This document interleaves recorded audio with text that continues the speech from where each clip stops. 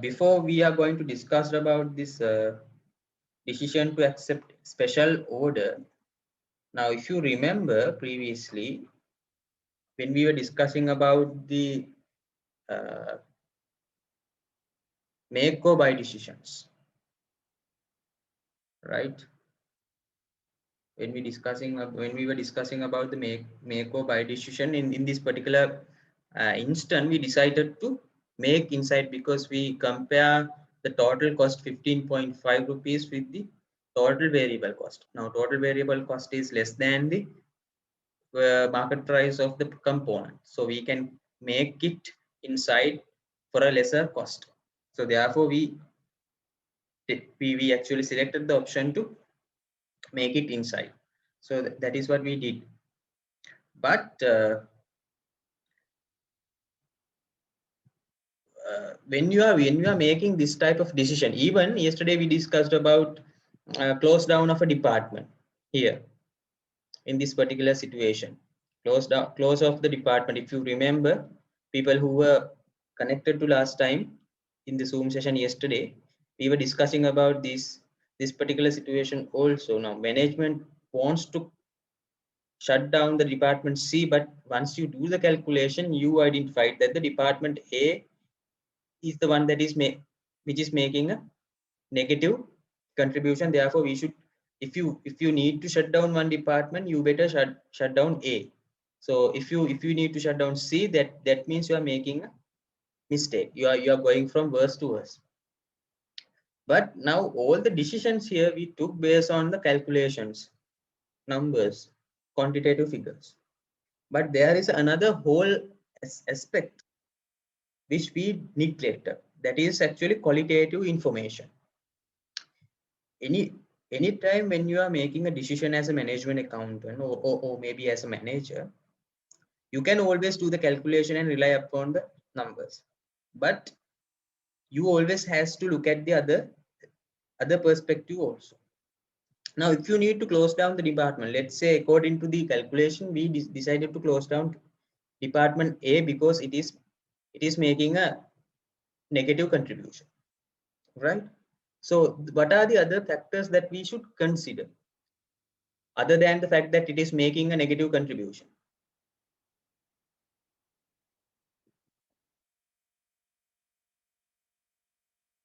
Any other ideas?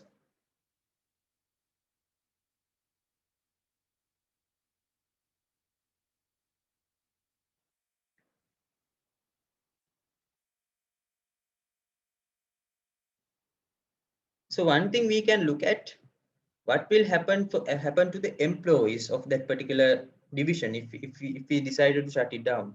Are we going to fire them from the organization? Then if you do so, what are the implication of that? What happened to those employees? There will be a lot of problems, a lot of union problems, a lot of trade union issues. But on the flip side, again, we need to think about the employee's life also. Is there any possibility that we can absorb those employees into the company? Because they are people, they are humans. So when you decide upon this calculation, you will have to think about those aspects also, right? If you discontinue this segment, will it affect to the quality of the other segments? Will it affect the motivation levels of the existing employees in the other department, right? So what will happen to the image of the company? Those are the other things that we should consider. Same when you decide to make or buy. Now here we decided to make it inside. In an instance where you decided to buy it from the outside, again you will have to think about the factors that affecting the organization of this decision, qualitative nature type of factors, something like. Now again, if you are going to buy it from the outside, again you will have to discontinue some employment within the organization. Is there any way that we can absorb those employees to another division? Those things we have to look at. But right, what will happen to the levels of motivation? Then again, since we are buying it from the outside, then we will have to vigilant about the quality of that particular component. Now, if you are going to make it inside, you know what exactly going through. You know what you are putting as inputs, and then you know what is coming as output. But when you are going to buy it from the outside, you know what exactly going through the production process, because it is a different place and different process. So that you have to ensure whether these components that you are going to buy from outside manufacturer, whether they are meeting your quality standards.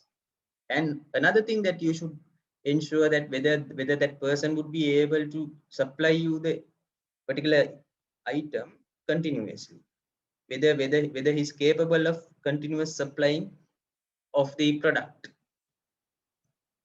Does he have the capacity to do that?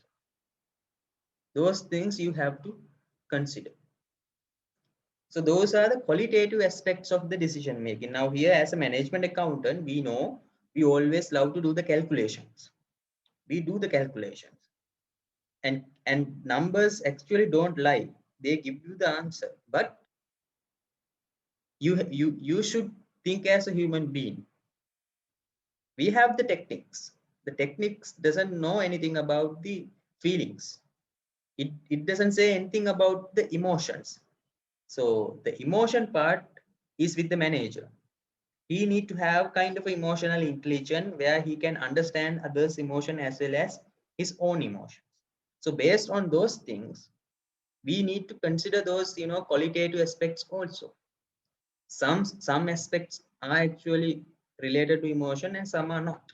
But those little details will assist you when you are making a decision, even though the number says that you should discontinue the department, but several other facts or other evidences might say that you should not discontinue. So that way, when you are making a decision, make sure that you look at the numbers, and then you look at other qualitative aspects of the decision also. What will happen to the once you make the decision? What will happen to the existing situation? What will happen to the people? What will happen to the quality of the product? What will happen to the image of the company? What will happen to the levels of motivation of these employees? And those things you have to consider seriously. Right. Having said that, I am going to move into the next calculation, where we are going to decide whether to accept or reject, whether to accept or reject any special order that we get. And according to the example here, we know a plant is running at a 50% capacity, and the cost breakdown is given. Variable cost per unit is 12 rupees. Selling price is given, it is 14 rupees. And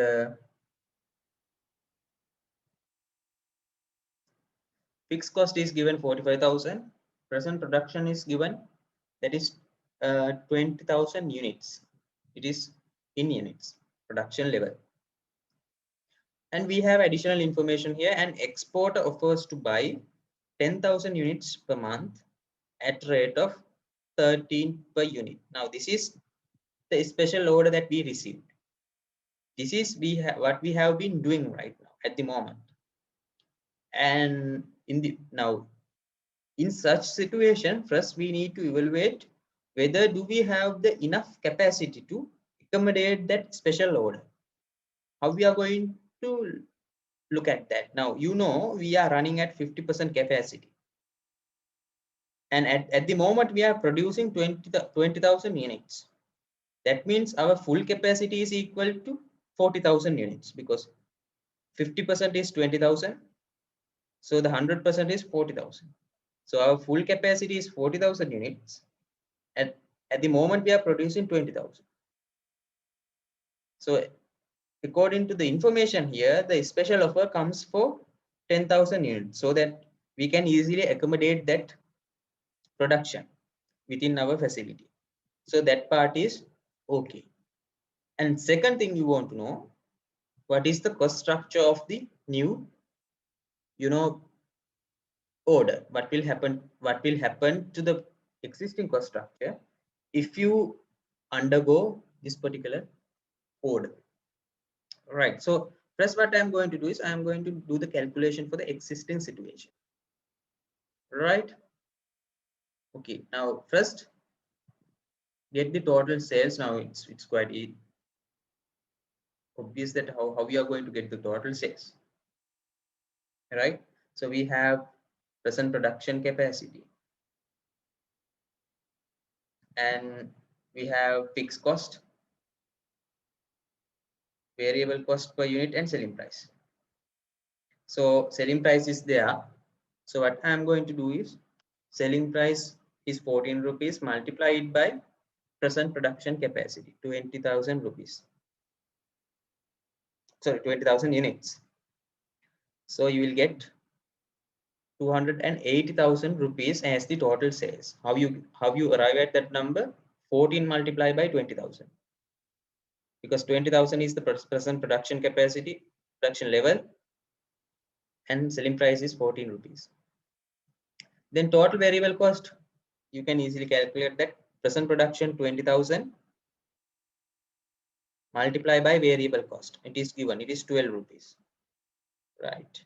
So you are getting 240. So calculating of this contribution is a little bit easy now because we know the formula, how you do the calculation.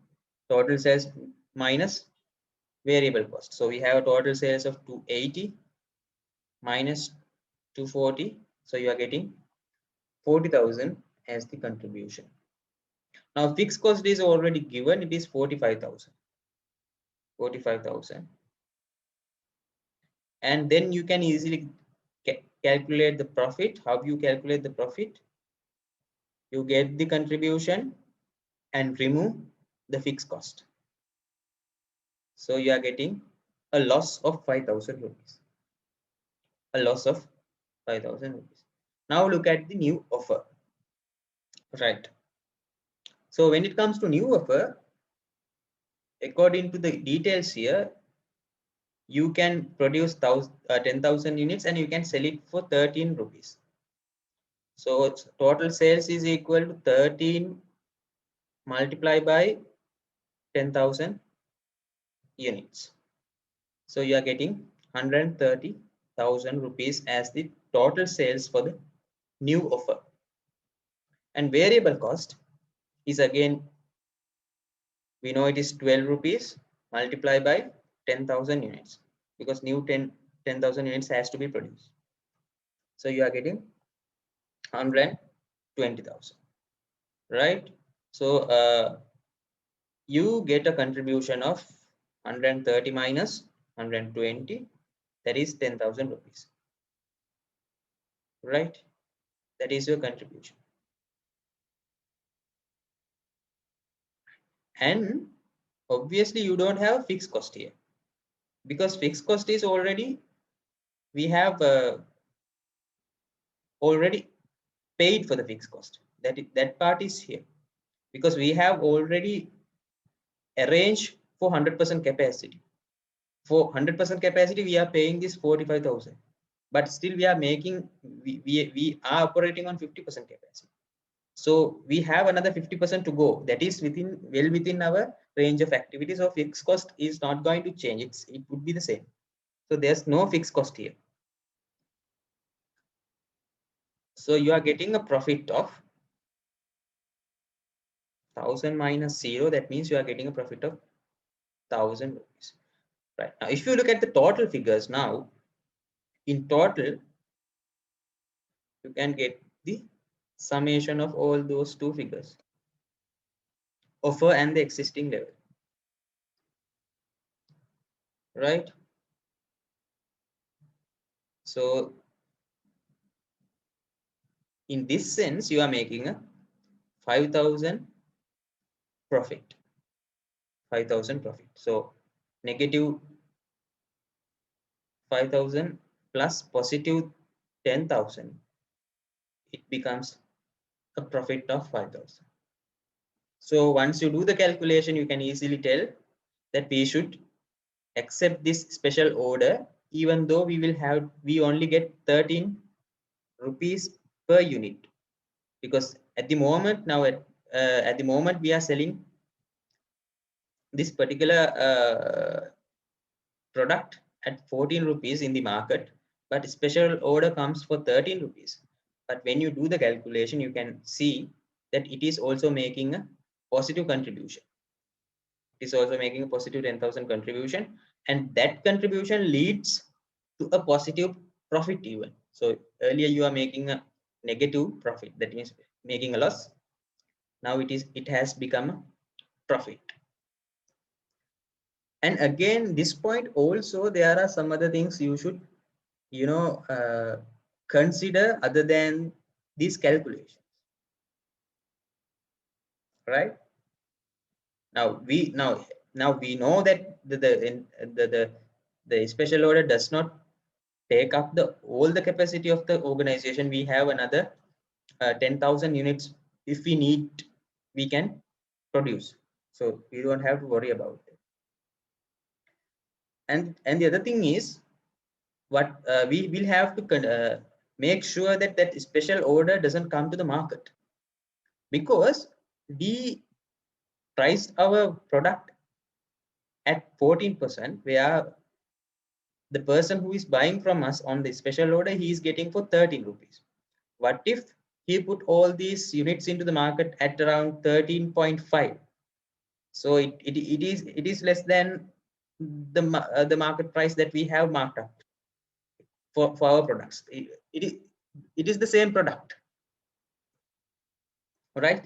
The same product, the special order goes for 13 rupees. If that person put those 10,000 units into the market at 13.5, so he can keep a profit of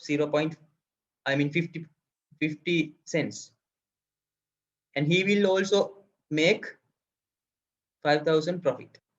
We are also making a 5,000 profit, but we will have to consider those possibilities, and we should make sure that he is not going to put that number of units into the market.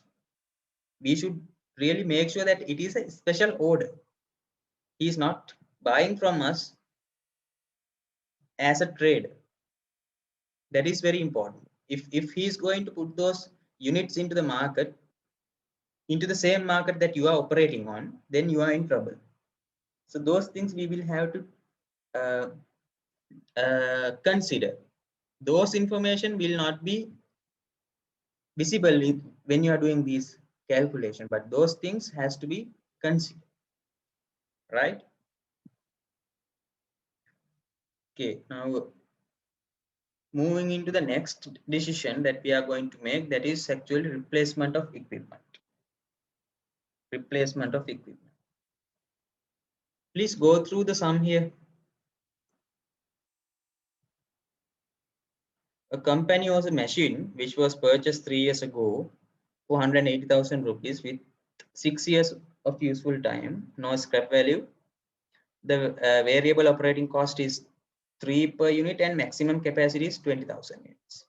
So per year we can produce 20,000 units using this particular machine. To produce 1 unit, it costs around 3 rupees. And we are considering about replacing the existing machine with a new machine, which will cost 70,000 rupees. That is the purchasing price of the machine, and that particular machine has 3 years of useful time, and the variable operating cost is 2 rupees per unit. 2 rupees per unit.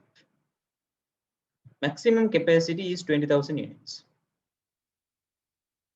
and the selling price of the old machine, it would be equal to 40,000 rupees. Now we are supposed to do the calculation and tell the management which is the better one. Should we keep the existing machine, or we are going to replace it, right? So what we are going to do is we are going to use whatever the knowledge that we acquired through this discussion, cost, volume, profit analysis, right? So we know the concept relevant and irrelevant cost, and we know always variable cost is relevant because it depends on the number of units that you produce. So first what we do is variable cost, we calculate the variable cost. So if you are going, now we have two decisions to make: retain the machine, replace the machine. So I'm going to go into the first option. If we are going to retain the machine, what would be our variable cost in the future? Now we know that for if you are going to keep that particular machine, it will last another 3 years, because it says useful time 6 years of useful time. We have already purchased that machine 3 years ago. That means there are another 3 years of useful time to go, and we know per year we can produce 20,000. So altogether for 3 years we can produce 20,000 multiplied by 3. We can simply produce 60,000 units per year. No, for all 3 years per year it is 20,000. So per 1 unit it costs around 3 rupees. So we can multiply it by 3 again. So you are getting your variable cost if you are going to do it at 100% capacity. That is 180,000 rupees if you are going to use the existing machine for up to next 3 years. Right.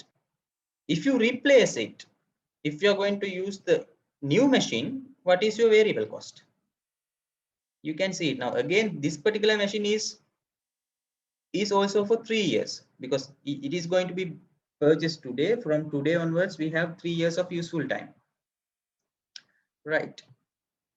So 3 multiplied by, per year we can produce 20,000 units from that machine also. And multiply it by 2, because since it is a new machine, the variable operating cost has decreased for 2 rupees. Right.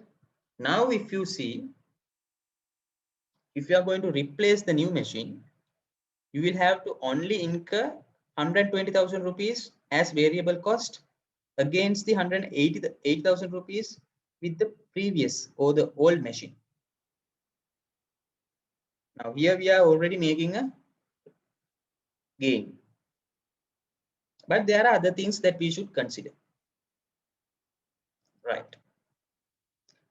And if you remember the very first time we discussed about opportunity cost, relevant cost, sunk cost, and variable cost and fixed cost. Those are the cost categories that we discussed, which we really need to understand when we are making decisions. Now, if you look at this, the last point, it says that selling price of the old machine is 40,000 rupees. So if you sell it, you are going to receive that 40,000 rupees. But if you do not sell it, you will not receive that 40,000. So if you are going to select the first option, that retaining the machine, right, retaining the old machine, so you cannot sell it. Now you can see the opportunity cost, right? If you retain the machine, you cannot sell it for 40,000 rupees. So in a decision where you are going to retain that particular machine, the next best alternative is actually selling that machine for 40,000 rupees. So you are going to lose that 40,000 rupees, and we are going to consider that 40,000 as an opportunity cost here. 40,000 rupees. That is the opportunity cost of retaining the machine, disposal value of the machine, right? It is actually a opportunity cost.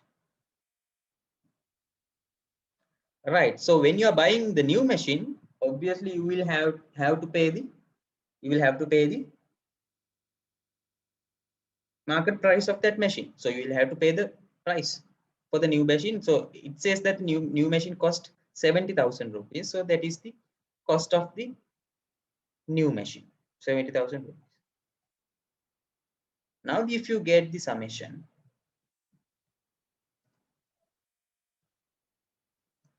you can arrive at the total cost here. So here we have 220,000 rupees. Here we have 190,000 rupees. So since we we were calculating costs, we know that if you replace the machine, your overall cost will be less. Now, if you are going to retain the old machine, it will cost around 220,000 rupees. If you replace it, it will decrease down to 190,000. So therefore, we can safely say we should replace this machine, right? Now, someone might ask what happened to the depreciation, because depreciation we do not consider the depreciation, because depreciation is, we can calculate the depreciation for the cost of that particular machine, but that cost is already done. It is already part of the sunk cost.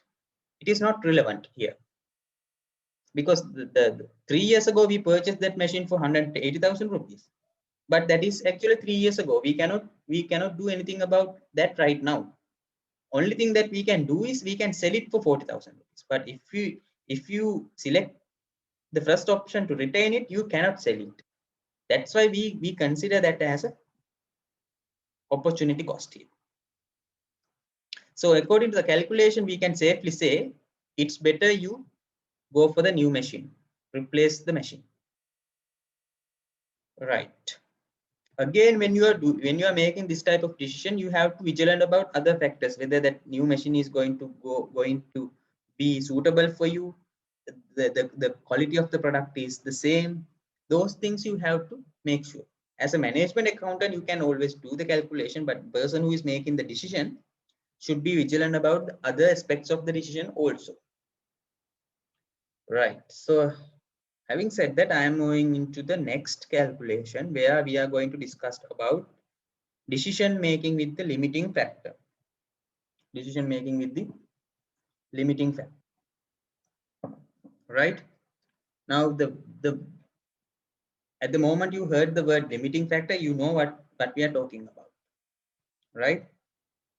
Now when it comes to management accounting, actually the limiting factor refers to constraint in availability of the production resources, like shortage in labor, shortage in materials, sometimes shortage in machine hours, that prevent the particular organization hitting its optimal demand in the market.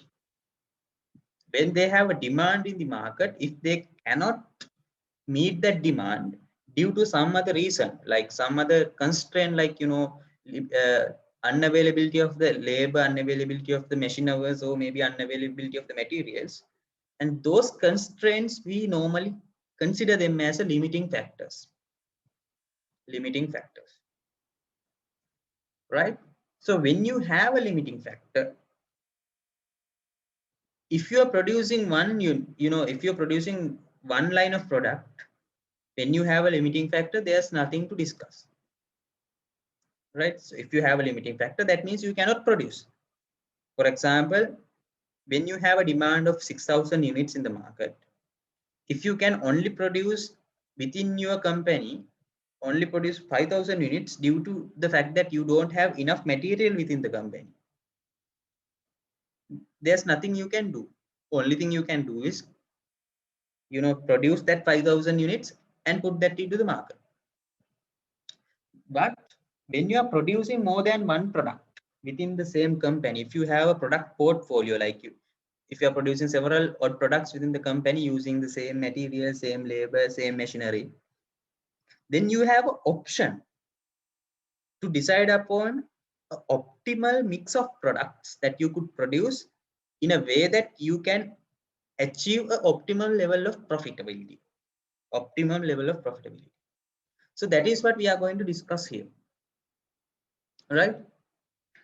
Again, now in this particular exercise, I am only going to discuss about one limiting factor. If you have more than one, then probably this method is not going to work. You will have to go for like more complex methods, like simplex method, or maybe you can use linear programming, like you can use Excel solver to solve that type of problems, where you have more than one limiting factor, which we are not going to discuss right now in this moment. But here, what we are discussing here is when you have a one limiting factor.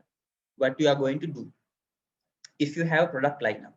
Now, please go through this particular example so that you can understand this well. Please make yourself kind of familiar with the example. Now, when you go through the example, you will come across that there's a company which is producing X, Y, and Z, 3 products, and the cost breakdown is given. Direct material, direct labor, selling price, and monthly demand is also given, right? Okay. Now, direct material and additional information is given, 50 rupees per 1 kg. And we will have to pay 100 rupees to produce product X on the material. That means we need 2 kilograms. Here we need 4 kilograms. Here we need 5 kilograms of material. So if you look at the direct labor, 10 for 1 hour. So for X, we have to pay 40. That means we need 4 hours here. Here 30, we need 3 hours. 20, we need 2 hours. And the selling price is given.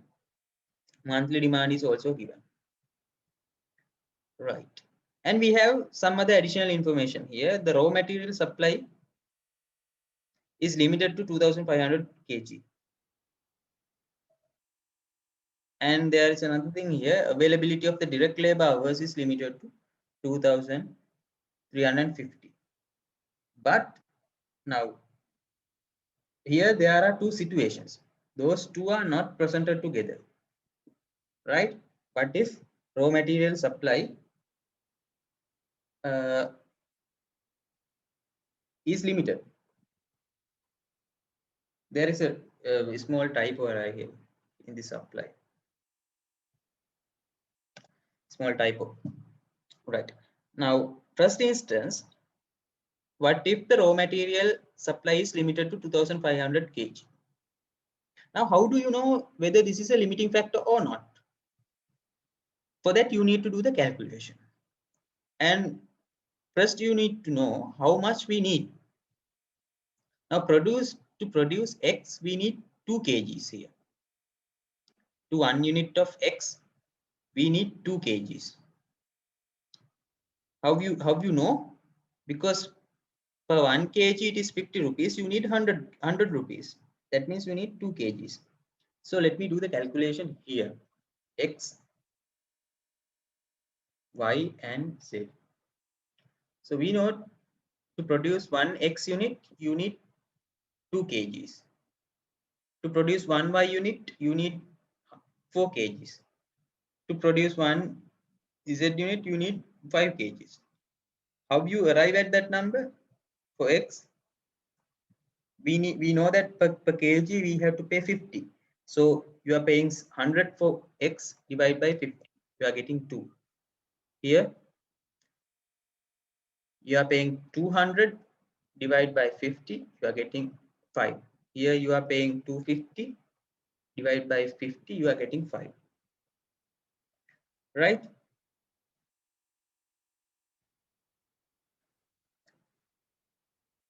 And we have a demand of 200 units here, 500 units when it comes to Y, and 450 units here. Then we can identify how much we need. Here we need 2 into 200. We need 400 kilograms. Here we need 4 into 500. We need 2000 kilograms here. Here we need 5 into 450. And we need 2250 kilograms here. Now all together, how much we need? We need 400, 2000, 2050. So altogether we need 4650 kilograms. But at the moment we have only 2500 kilograms. So in this type of a situation, we need to identify optimum product mix, which will give you the highest profit. So that is what we are going to do right now based on the this CVP analysis, cost volume profit analysis. We are going to find out the optimum level of production mix, right? So I'm going to do the calculation first for the first limiting factor, that is 2500 kg raw material. So that is what I am going to do here. In order to do this, first we need to identify the contribution from each product, which is very easy. All you have to do is calculate the variable cost and get the selling price, and you can calculate the contribution by subtracting variable cost from the selling price. So first I'm going to put the selling prices here, right?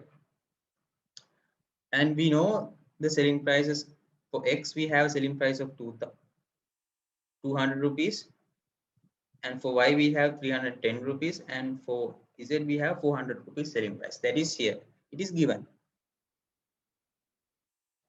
And we know direct material is also given.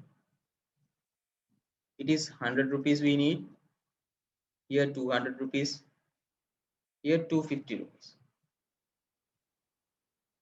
And direct labor also given, 40, 30 and 20.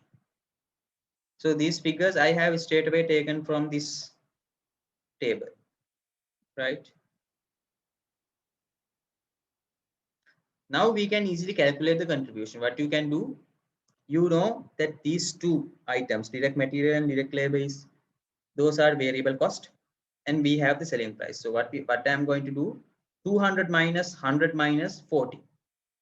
So that's what I am going to do here. 200 minus 100 minus 40. So you are getting 60 rupees as the contribution. So I'm going to do the same thing for all other products. So you can arrive at these contribution margins.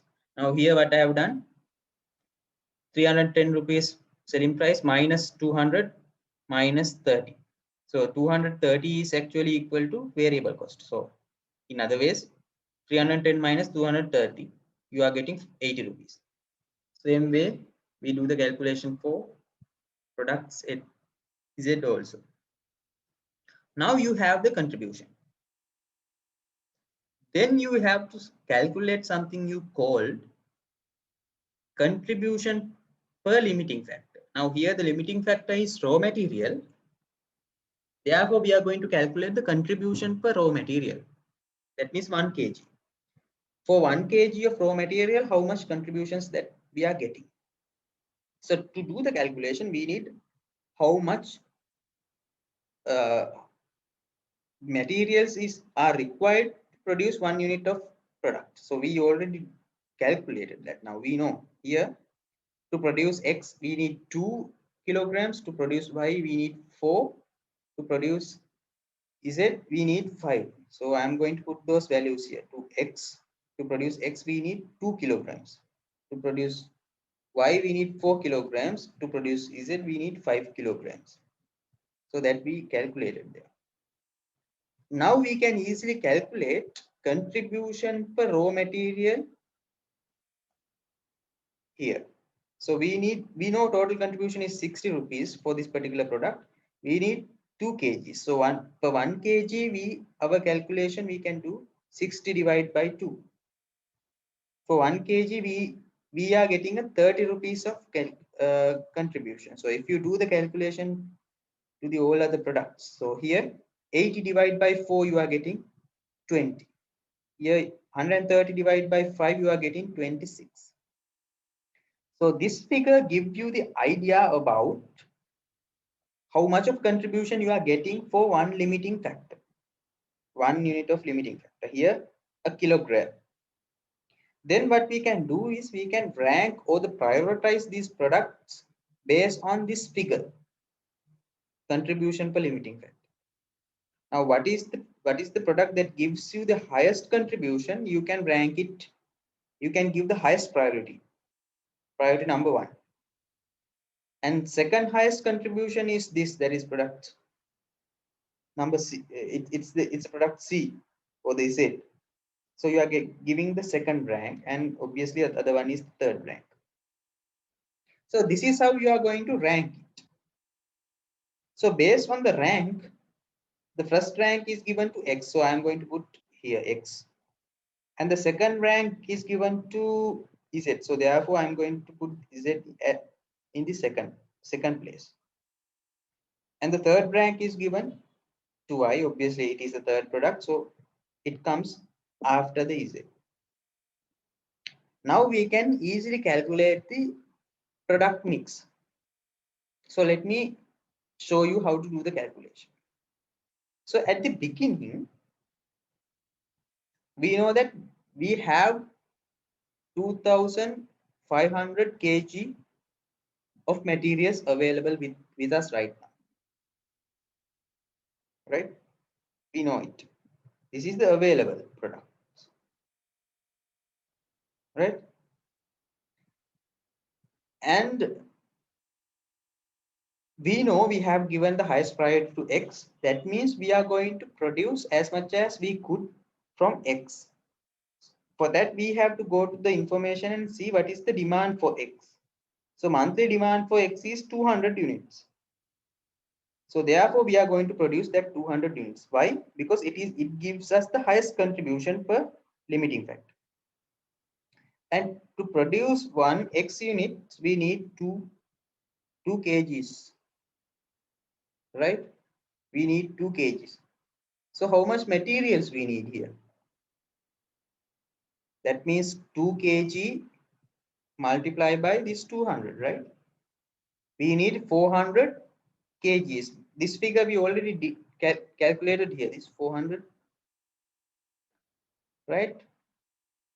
So when you are producing 200 units from product X, you are using 400 kgs from the material. So now you are only left with 2500 minus this 400. So you have another 2100 materials left once you do the production for the product X. Then you are moving into the second priority, that is product Z. So to produce product Z, you need how much? So you need 4 units, and the monthly demand is actually 500 units. So 4 into 500, we already did the calculation here. You need 2000 units. You need, how much you need? You need 2000 units. Sorry, that is product Y. Now second priority is given to product Z. So when it comes to product Z, you need 5 units and your monthly demand is 450. So 5 multiplied by 450, you are getting 2250 units. You need 2250 units or 50 kg of materials to produce 450. That is the demand from the market for the product Z. But the problem is you only have 2100 units. So what you can do is actually you can produce as much as you can using the available resources. So you know you need to have 5 kg to produce one. So using 2100 units, you can produce 2100 divided by 5. That means you can only produce 420 units or 420 products from Z. So when you are producing 420 units, you are going to use 2100 materials. Why? Because I am going to do the same thing here. 420 multiplied by 5. So therefore, once you do the calculation here, you don't have anything left. 2100 minus 2100. So you only have 0 materials. Therefore, you cannot produce any units from product Y. So your optimum product mix is producing 200 units from product X and produce 420 units from product Z. So if you do your production like this, you will get the highest profit you could get, you can earn given the situation. If you use another way, if you use another product mix other than this, that means you are not in the optimum position. So that's why we do this calculation to find out optimum product mix. If you do the production like this, produce 200 from X, produce 420 from Z, that means you are getting the as much as profit you can earn given the situation, right? So again, now I'm going to do the same thing for the second situation where the availability of the direct labor hours is limited for 2350. I'm going to do the same thing here just to give you understanding. Now it's the same format I have taken, and I know the first part we already did, that we know. So I'm going to copy it and paste here. It's the same thing, right? We calculate the contribution for all the products. So here the required amount of labor hour, that is actually we need to know. So here it's 2, 4 and 5, that is required amount of raw material. Now we need to know required amount of labor hours. So I'm going to go to the sum here. So according to this, we have to pay 10 rupees per 1 hour. So we are paying 40 here. That means 4 hours for X, 3 hours for Y, and 2 hours for Z. So I'm going to put that values here. So we need 4 hours for X, 3 hours for Y, 2 hours for Z. Why? Because here 20 divided by 10, 2, 30 divided by 10, 3, 40 divided by 10, 4. Right, now we can do the calculation.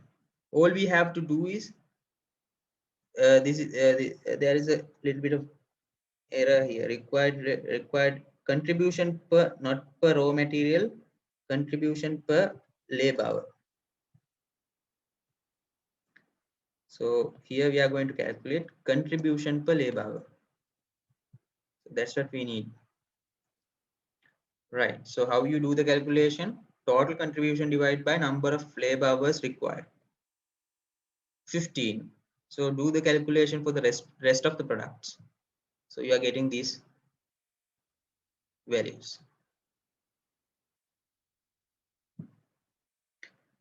Right.